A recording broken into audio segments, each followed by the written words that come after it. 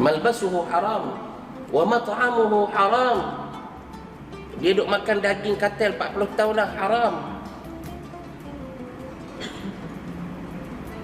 Betul-betul korang ajak hati lah. 40 tahun tu, bila tengok kotak daging tu, tak tahulah. Kita bukan tukang masak hadu masak tahu daripada beli daging cap apa, meka apa. 40 tahun dah kartel daging ni. Orang kita pun terlibat. Pegawai-pegawai yang disogok, astagfirullahalazim. Itu kata wawasan 2020 tu tak akan tercapai. Rasuah yang begitu membarah dalam kalangan kita. Kita salahkan orang yang memberi, tapi kadang-kadang kita tak melihat yang menerima itu siapa. Bila ada orang yang sanggup terima, maka akan ada orang yang memberi. Daging ni makanan kita. Kullu lahmin nabata min haram fannaru aula bih. Setiap darah daging yang tumbuh dalam badan kita hasil daripada benda yang haram, neraka tempat dia. Neraka.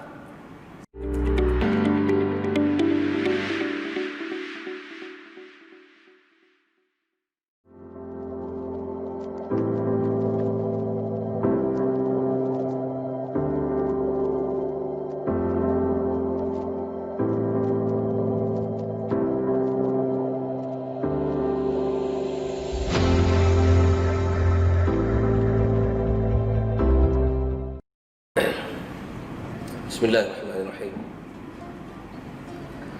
Assalamualaikum warahmatullahi ta'ala wabarakatuh.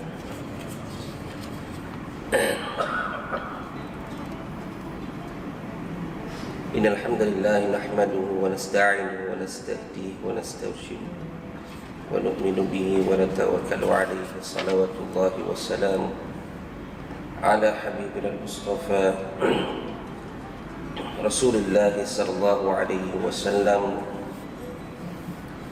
wa ala alihi wa ashabihi wa azwajihi wa dhurriyyatihi wa man tabi'ahum bi ihsanin ila yaumiddin, amma ba'd.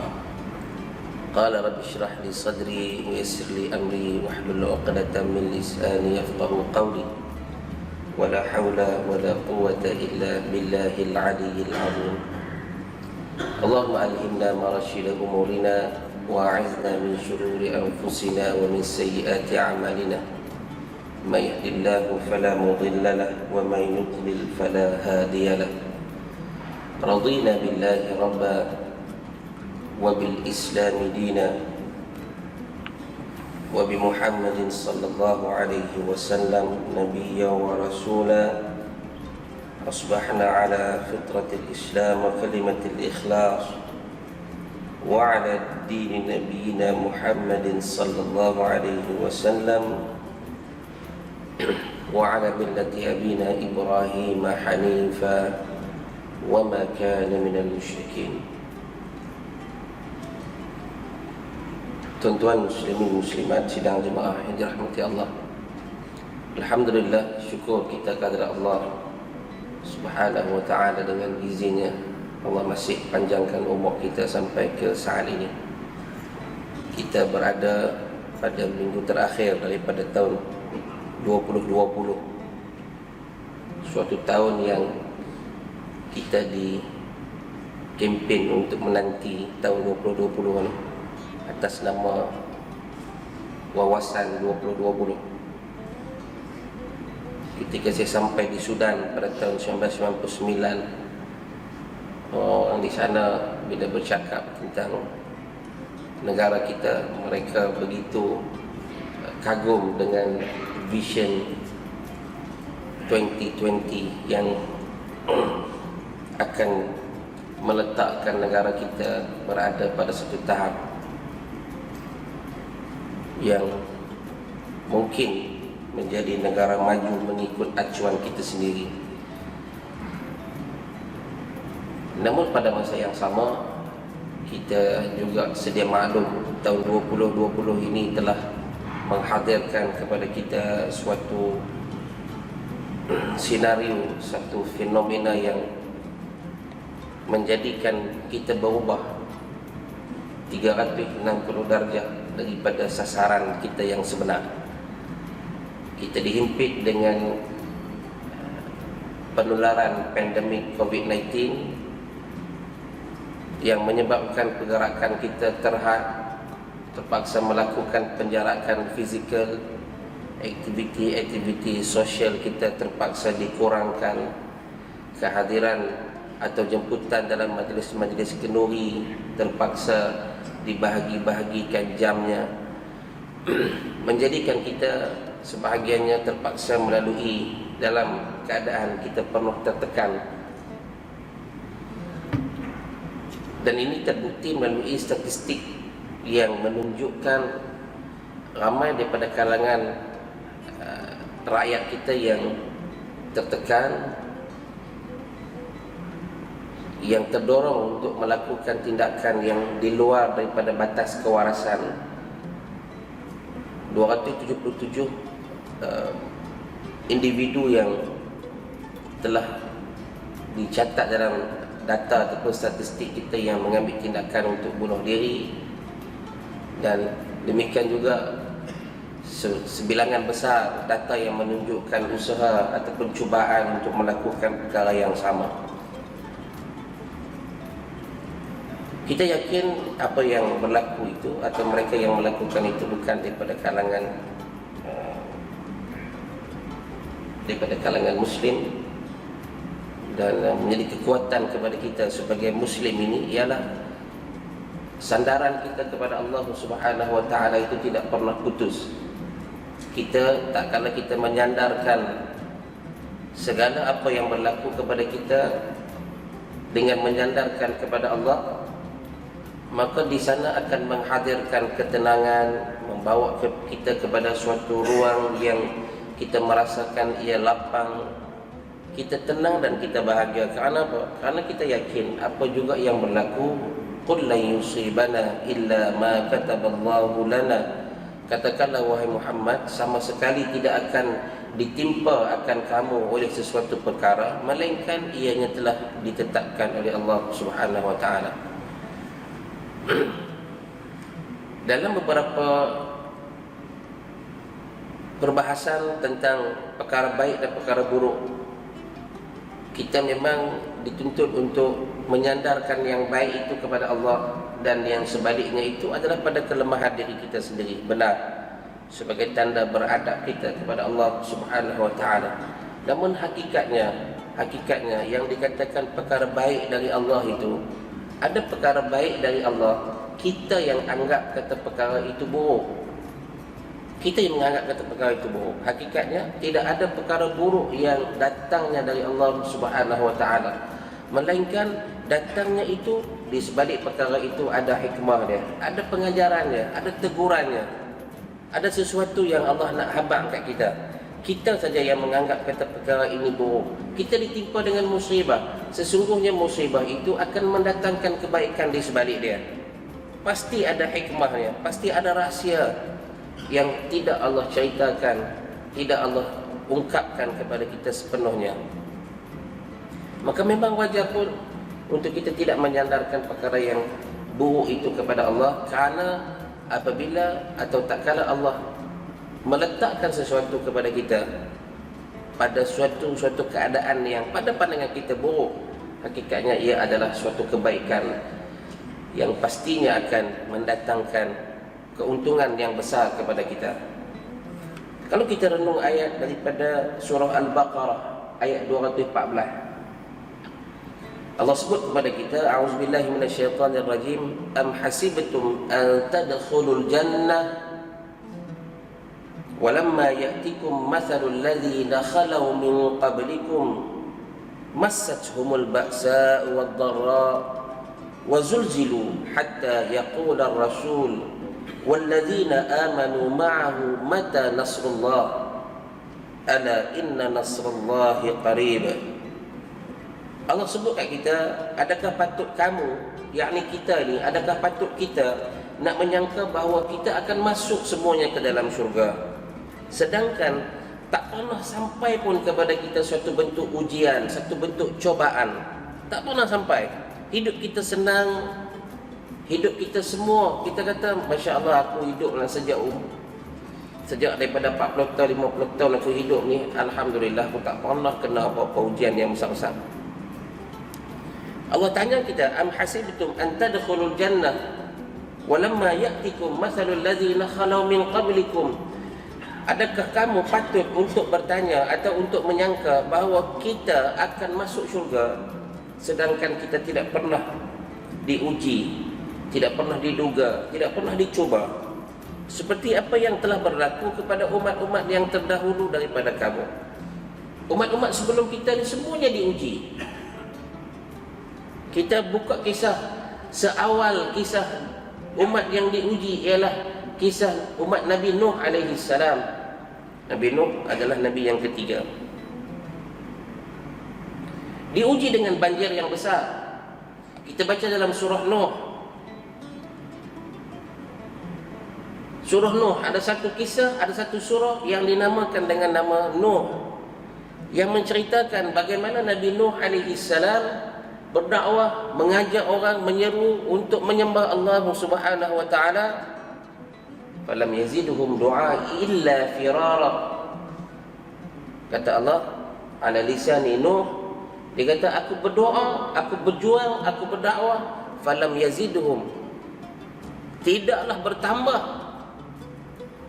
illa firara, kecuali satu kumpulan yang kecil saja. Kumpulan yang kecil. Yang lain ni apa jadi? Tidak beriman. Yang lainnya apa yang jadi? Mereka mendustakan apa yang dibawa oleh Nabi Nuh alaihi salam. Akhirnya apa yang berlaku? Tak kala Nabi Nuh membina sebuah bahtera yang cukup besar, dia diejek. Yang akhirnya yang naik atas kapal itu, yang duduk atas bahtera itu sahaja kumpulan manusia yang selamat, yang warisnya sampai kepada kita hari ini.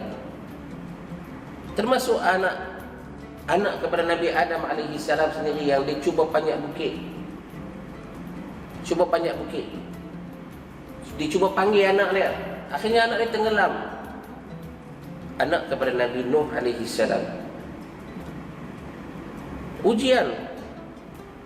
Jadi adakah patut kita hari ini menyangka bahawa kita semua akan masuk ke dalam syurga sedangkan kita tidak pernah diuji, tidak pernah diberi cubaan apa-apa oleh Allah Subhanahu wa taala? Berbagai bentuk cubaan sebenarnya yang boleh jadi kita tak sangka ia sebagai satu cubaan. Kita dicuba dengan kemiskinan, nak melihat sejauh mana kita nak merintih, merayu, atau sampai satu tahap kita hilang kebergantungan kita kepada Allah dan berpindah kebergantungan kita kepada manusia. Meletakkan, menghulurkan tangan kita menadah sesuatu daripada manusia untuk kita hanya mendapat sesuap nasi mungkin daripada makhluk, yang juga makhluk itu dapat rezekinya dari Allah Subhanahu wa taala. Atau kita kekal sandaran kita kepada Allah. Atau kita juga mungkin diuji dengan kemewahan, diuji dengan kedudukan, diuji dengan pangkat. Masuk kerja ni dari awal sampai pencen tak pernah ada masalah apa. Gaji masuk elok, pangkat pun tak ada masalah, sentiasa dapat promotion, naik dan naik. Itu juga satu ujian untuk kita menilai diri kita. Hakikatnya adakah kita diberi dengan pangkat, dinaikkan pangkat itu adakah kerana betul-betul dengan kemampuan kita, atau di sana ada sesuatu kekuatan yang tidak dapat kita lihat. Mungkin ada doa daripada mak kita, doa daripada orang-orang yang dekat dengan kita, yang menyebabkan akhirnya kita dapat diberi pada kedudukan yang baik. Mereka, kata Allah, siapa mereka ni? Orang yang terdahulu ini, mereka diuji dengan kepapaan, yakni kemusnahan harta benda. Diuji dengan kepapaan. Sebelum ini perniagaan kita Masya Allah, kita berniaga pula buat catering. Kenduri ni kalau bulan 11, bulan 12 ni tak menang tangan. Sehari-hari ada 3-4 tempat. Bila punya cerita ni? Tahun 2019. Bulan 11, bulan 12 tahun 2019. Bulan 11, bulan 12 tahun 2020. Orang nak buat kenduri pun berkira-kira, boleh ke?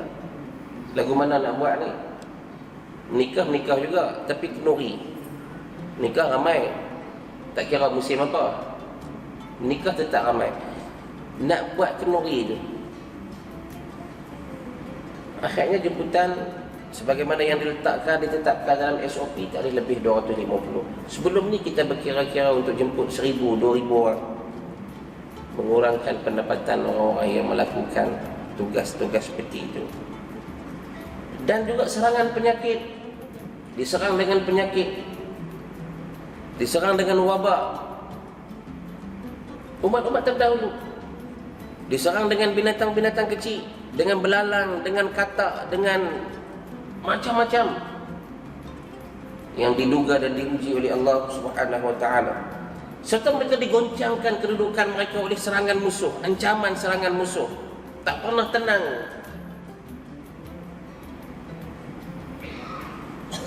Sehingga berkatalah Rasul dan orang-orang yang beriman yang ada bersama dengan Rasul ini, mata nasrullah, bila nak datangnya kemenangan dari Allah Subhanahu wa taala? Bila? Setelah ujian, setelah dugaan, diserang dengan berbagai penyakit, diserang dengan kemiskinan, diserang dengan kepapaan, diserang dengan ancaman-ancaman yang kuat daripada musuh. Akhirnya mereka tertanya, mata nasrullah, bila nak sampai kemenangan dari Allah Subhanahu wa taala ini? Maka Allah menjawab, ala inna nasrallahi qarib. Sesungguhnya percayalah bahawa kemenangan Allah atau pertolongan dari Allah Subhanahu wa taala itu hakikatnya sangat dekat. Asalkan kita bersabar dan berpegang teguh kepada agama Allah Subhanahu wa taala. Tuan-tuan muslimin muslimat yang dirahmati Allah, mudah-mudahan tahun 2020 yang akan berakhir dalam minggu ini menjadi suatu ruang untuk kita melakukan muhasabah. Bagaimana perancangan manusia yang kelihatan hebat, dengan kertas kerja dia, paperwork dia dibentang di sana dan di sini, dikongsi di sana dan di sini, bahkan diangkat, diambil, dicedok oleh negara-negara lain. Dubai tak silap saya 2030 vision dia, atau Mekah dan Arab Saudi 2030 dia punya vision dia. Dipanggil khutah al-iqtisadiyah, plan ekonomi yang dilakukan oleh sesebuah negara. Walaupun hakikatnya ada suatu bacaan dari sudut ekonomi ini memperlihatkan bagaimana negara-negara di benua Asia ini akan laju pergerakan dari sudut ekonomi dia, meninggal benua Eropah dan juga di barat itu jauh ke belakang. Benua Asia akan diketuai oleh China, diikuti oleh negara-negara lain, termasuk beberapa negara di Asia Tenggara ini sendiri, yang akan menjadi kuasa besar ekonomi pada tahun 2050, 30 tahun dari sekarang. Ini unjuran, hasil bacaan. Indonesia akan tampil sebagai antara negara besar ekonomi. Dibacakan kedudukannya pada tahun 2050 pada kedudukan yang keempat dunia. Negara Indonesia memang dia punya kekuatan dari sudut human capital dia cukup besar, dan dia dengan keluasan yang ada, dengan vision yang ditunjukkan oleh Presiden sekarang ini Jokowi, nak pindahkan ibu negara dia dari Jakarta untuk dibuat satu tapak baru di Kalimantan. Ini satu yang disebut sebagai suatu kebijakan dari sudut pembacaan bagaimana nak meningkatkan ekonomi negara sebesar Indonesia itu, rakyat dia yang ramai. Kita duduk satu anak tangga di depan Bangladesh. Diunjurkan kita duduk di tangga nombor 24 dunia. 2050 Malaysia pada kedudukan 24 dunia. Bangladesh nombor 5 dan nombor 25. Vietnam di mana? Laos di mana? Myanmar di mana? Thailand di mana? Singapura di mana? Sudah tentu mereka jauh di depan kita. Negara-negara yang serantau dengan kita tetapi mereka jauh. Itu bacaan. Wallahu alam lakum, apa yang akan melatari tempoh dalam 30 tahun ini, itu kita tak tahu. Apa yang boleh kita lakukan ialah dengan kita terus menyandarkan segala kekuatan dan daya kita kepada Allah Subhanahu wa taala. Kita dituntut dalam sebuah hadis, kata Nabi sallallahu alaihi wasallam, "Ud'u Allah wa antum muqinuna bil ijabah wa'lamu anna Allah la yastajibu du'aan min qalbin ghafilin lahin." Nabi kata, berdoalah kalian kepada Allah Subhanahu wa taala dengan yakin bahawa doa itu akan dikabulkan. Doa dan yakin, minta dan yakin, kata kita akan dibalas.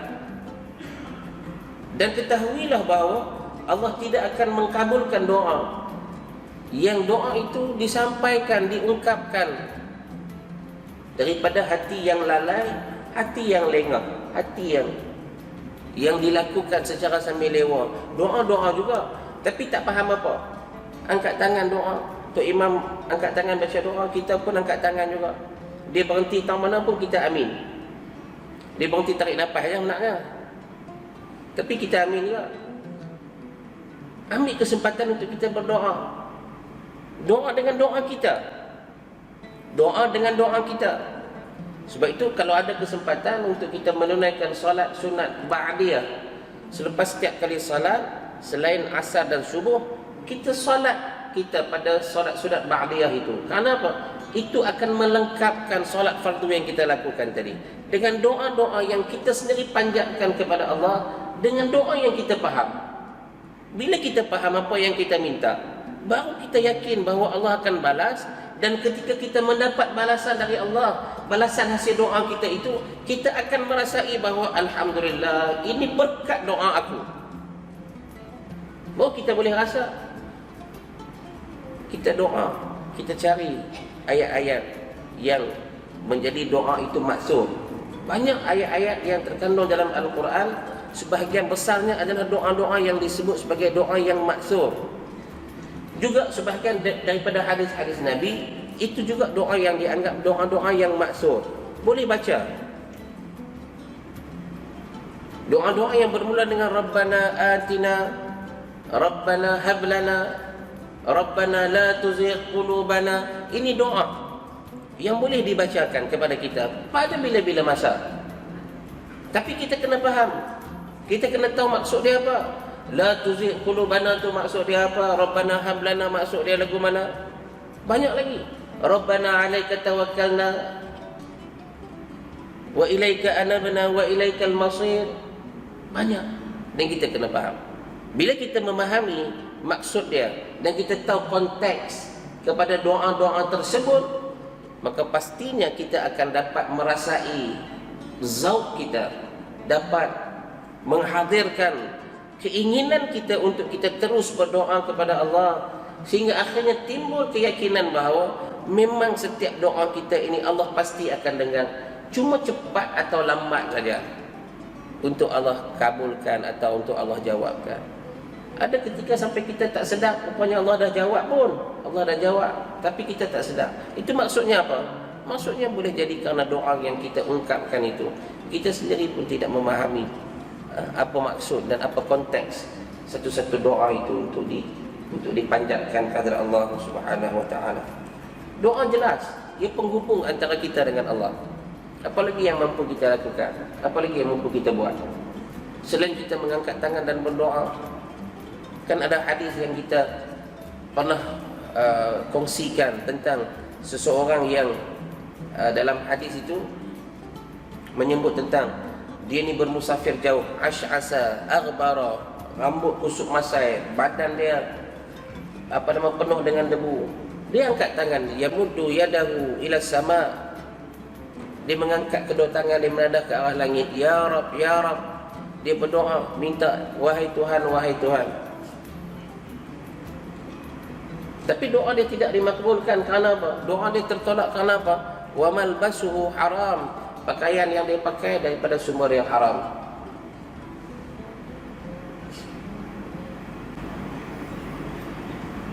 Malbasuhu haram wa mat'amuhu haram. Dia duk makan daging katil 40 tahun dah, haram. Betul-betul korang hajak hati lah. 40 tahun tu. Bila tengok kotak daging tu, tak tahulah, kita bukan tukang masak. Tukang masak ada masak tahu daripada beli daging cap apa, meka apa. 40 tahun lah kartel daging ni. Orang kita pun terlibat. Pegawai-pegawai yang disogok. Astaghfirullahalazim. Itu kata wawasan 2020 tu tak akan tercapai. Rasuah yang begitu membarah dalam kalangan kita. Kita salahkan orang yang memberi, tapi kadang-kadang kita tak melihat yang menerima itu siapa. Bila ada orang yang sanggup terima, maka akan ada orang yang memberi. Daging ni makanan kita. Kullu lahmin nabata min haram fannaru aula bih. Setiap darah daging yang tumbuh dalam badan kita hasil daripada benda yang haram, neraka tempat dia.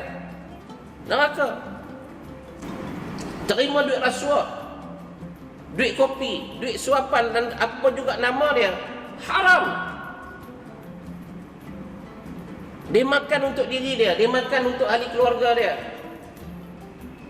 Dia boleh pula habaq kat kita. Dia kata, ustaz, saya tak pakai pun duit tu untuk beli makanan, takat beli jam, beli baju. Tu dia. Pasal saya tahu kalau saya makan nanti tumbuh darah daging dari benda yang haram.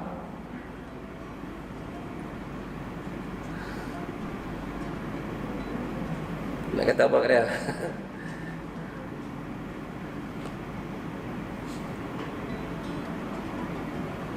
Wa ghudhiya bil haram. Dia juga diberi makan dengan sumber-sumber yang haram.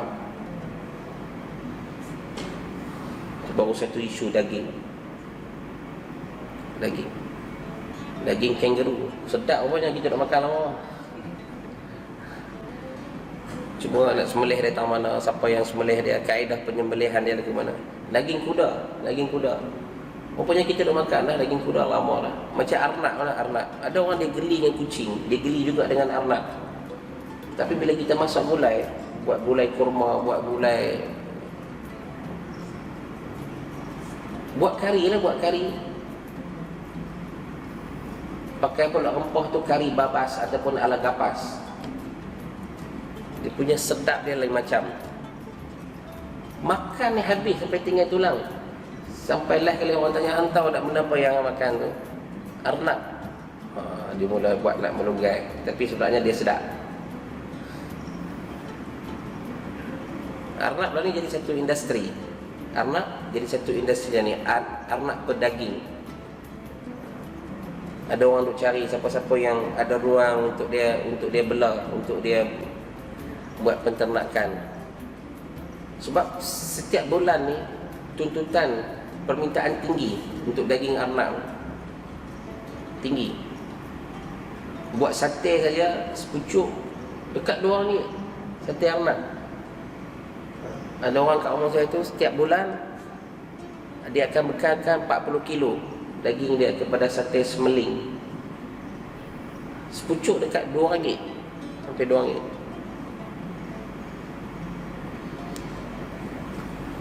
Yalah, sekilo dia ambil lebih kurang RM45 daging tanpa tulang. Sembelih dengan cara yang betul, diproses dengan cara yang betul. Itu adalah suatu perkara yang menjadi tuntutan kita. Kita duk beli daging frozen, kambing frozen dan sebagainya. Betul ke kambing? Lupa nak tengok poket dia tu. Rupanya kangaroo. Ya. Kita pun golek sakala, jemput mai ni, ada kambing golek ni. Rupanya kangaroo golek.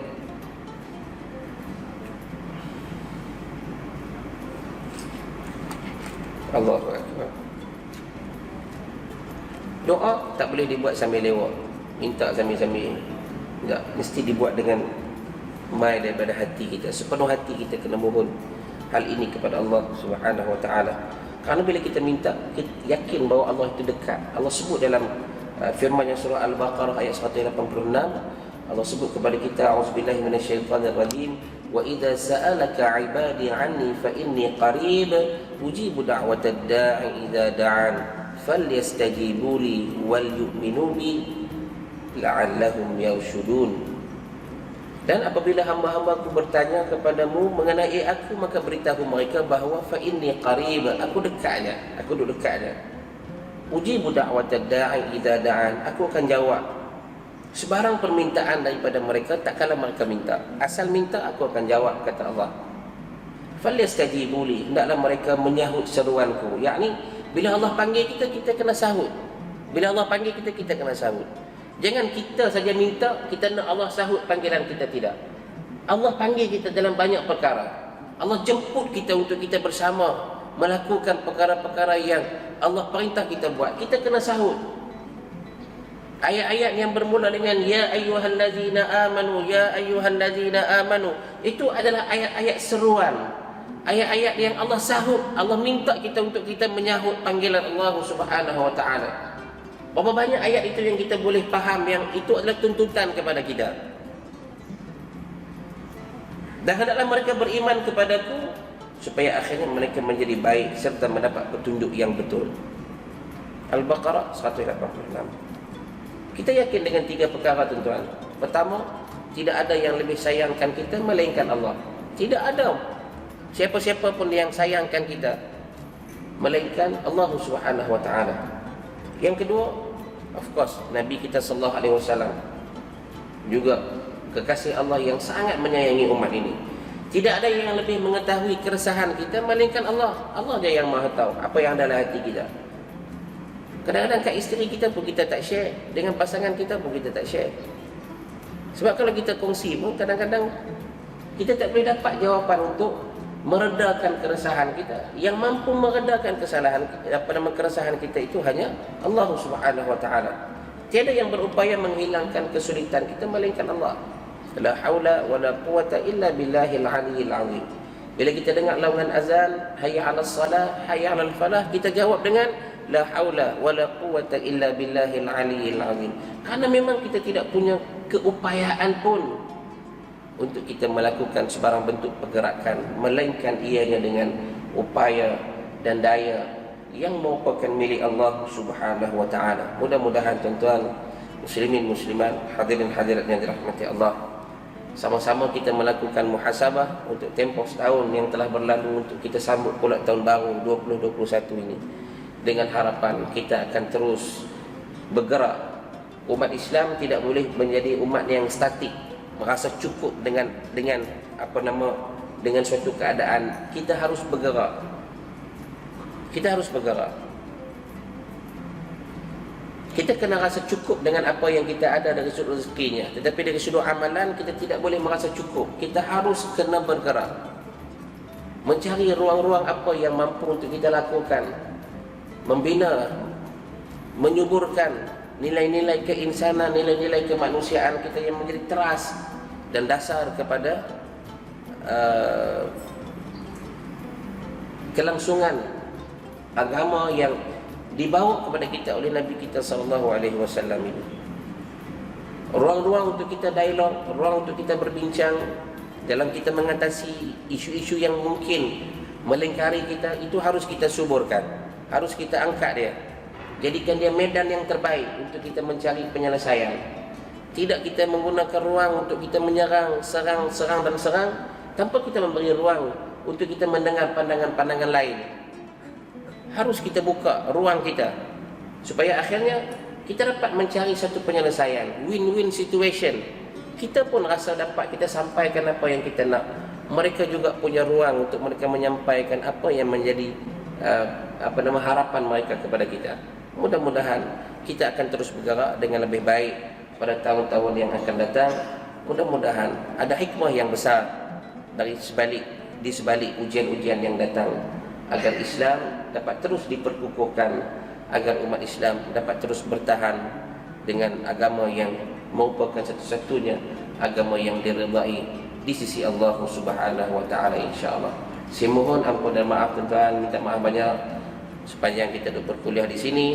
InsyaAllah mudah-mudahan ada ruang panjang umur kita dapat bersama lagi dalam kesempatan-kesempatan yang akan datang. Aqul qawli hadza wa astaghfirullahal azim li wa lakum wa lisairil muslimin wal muslimat. Wassalamualaikum warahmatullahi taala wabarakatuh.